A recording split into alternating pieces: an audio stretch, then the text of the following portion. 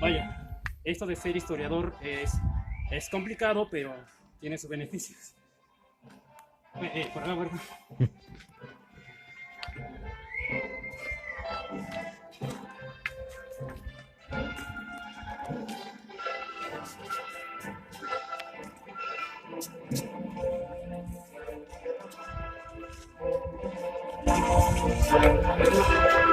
Ustedes verán, acabo de encontrar una inscripción sumeria. Esta cultura se dedicaba a escribir todo el texto sobre piedras.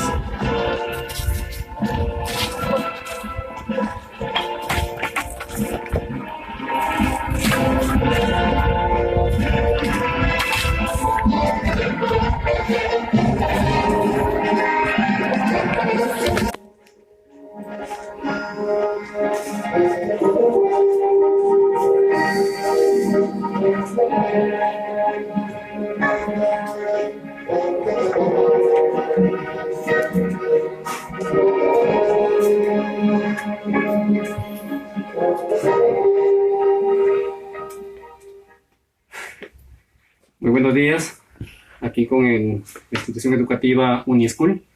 Vamos a empezar ahora con nuestra clase de Historia Universal. Bien, ¿qué es la historia? La historia, si me siguen en el texto que les he enviado, la historia, el concepto nos dice que viene del vocablo griego, que significa investigación o conocimiento. Ahora, la historia es considerada una ciencia social. ¿Por qué? Porque estudia de forma ordenada y verídica en todos los acontecimientos importantes de la humanidad. Nos dice acá también que en sus aspectos económicos va a analizar también los aspectos sociales, políticos y culturales, ocurridos desde los tiempos, de la antigüedad hasta nuestros tiempos. Ahora, la historia también tiene una división. Voy a quitar esto que ya me está haciendo bochorno. La historia tiene una división importante. Lo vamos a escuchar siempre mediante dos divisiones. Ahora sí, estaba eso bien cansado, lo que es el trabajo de un arqueólogo, pero bueno, volvemos a la clase. Dice que la historia se divide en prehistoria e historia. La prehistoria nos va a hablar todos los hechos acontecidos desde antes de la invención de la escritura.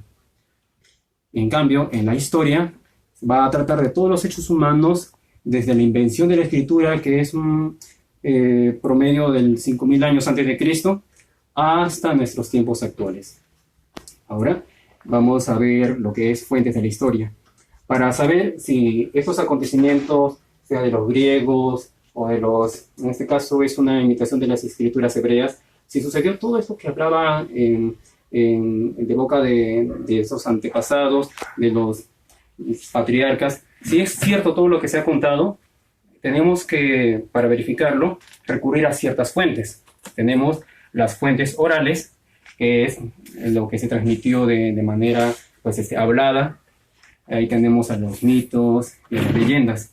Para saber si esto es cierto, se hace una investigación de distintas culturas y se saca como manera de un sondeo y una encuesta de qué es lo que ellos hablaban de su antepasado, y tenían bastantes similitudes en ciertos sectores, ¿no? Entonces podríamos entender de que probablemente sucedió. Y esa es una fuente que hay que investigar, lo que es fuente oral.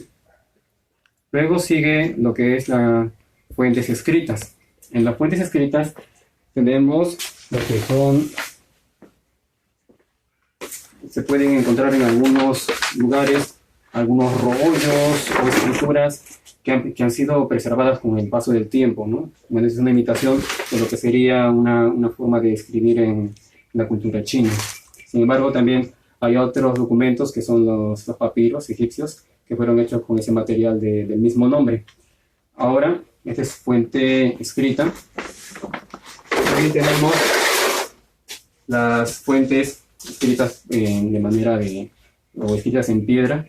Se sabe que los sumerios son los primeros, la cultura sumeria, los primeros en escribir pues sobre piedra.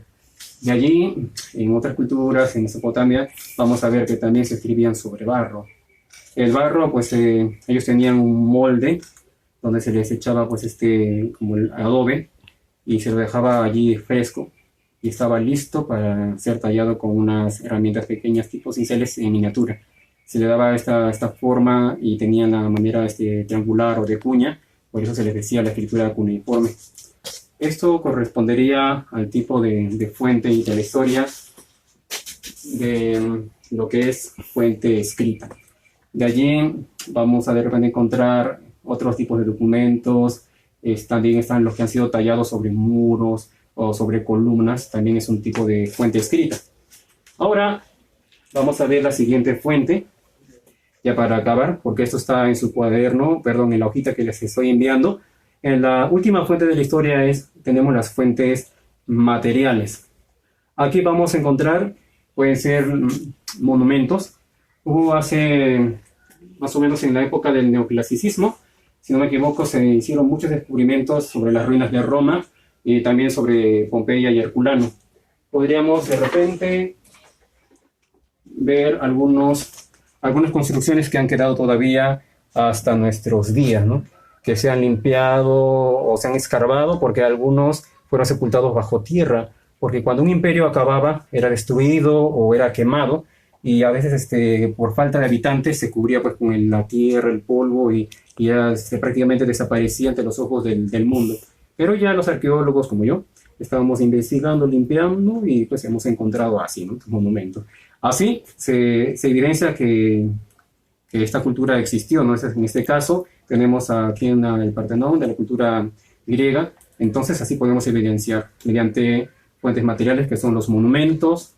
Otra fuente material que puede servirnos es en el caso de que se han encontrado algunos restos sea de tanto escudos como cascos, también o de lanzas, entre otras cosas de la antigua, pues de las culturas antiguas. En este caso es un ejemplo de una reconstrucción de un casco espartano, griego, de la cultura específicamente espartana. Entonces, así podemos evidenciar cómo luchaban, cómo eran de aguerridos esos hombres, porque según se nos cuenta, tenían las armaduras pues totalmente de este material, ¿no? Incluso algunos calculaban que pesaba entre 3 o 4 kilos un casco, ¿no? Y es muy, muy interesante conocer un poquito mediante las fuentes materiales. Y por último, dentro de las fuentes materiales, voy a especificar más o menos lo que nos puede ayudar a evidenciar si tal suceso que se contó es real o tal vez solamente es leyenda o mito. Podemos ver en las fuentes materiales, lo que les mencioné, los monumentos. Tenemos algunos restos humanos que han quedado, como algunos fósiles que se pueden evidenciar de tal cultura, o puede ser también las momias. En el caso gracias a la cultura egipcia, que ellos se encargaban pues de sepultar a sus faraones, porque ellos tenían la idea de que ellos, de sus soberanos, al morir, bueno, cualquier egipcio al morir iba a ir al mundo de los muertos, y en el mundo de los muertos va a vivir tal como se vive aquí.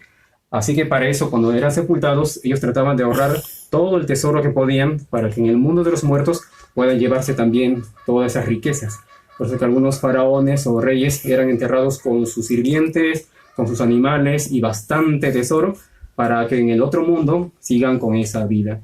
Por eso que con el tiempo hubo bastante, se enteraron muchas personas, ahí aparecen los que entraban y robaban, saqueaban las tumbas y se llevaban. En ese caso, pues las momias sí han quedado y podemos evidenciar que más o menos cómo era el tipo de entierro, ¿no?, que llevaban esas culturas. Entonces, esta es otra fuente que se puede juntar, más la fuente oral, la fuente escrita y todas las herramientas que podemos ver desde los fósiles, materiales, escrituras, restos de guerra. Entonces, todo eso lo podemos sumar y podemos entender y comprender que estos sucesos que se nos contaron eran reales. Ahora sí, vamos a terminar. Eso solamente fue una introducción. Esto ya lo hicimos en la primera semana de clases. Algunos que no estuvieron, les voy a dejar abajo la indicación, se les va a enviar a su WhatsApp. Y la tarea pues está para, se les menciona allí una ilustración. Cualquier cosita me preguntan en el grupo de WhatsApp o por internet. Gracias. ¿Sí?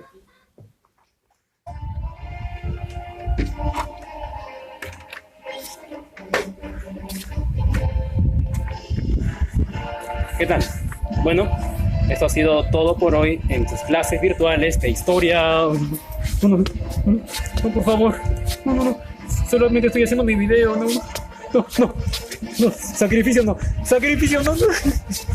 Ah, si quieres saber qué es lo que va a pasar en la próxima historia, no te olvides de sintonizar Historia Universal en tu canal favorito, UniSchool. Oye, quédate. ¡Ah!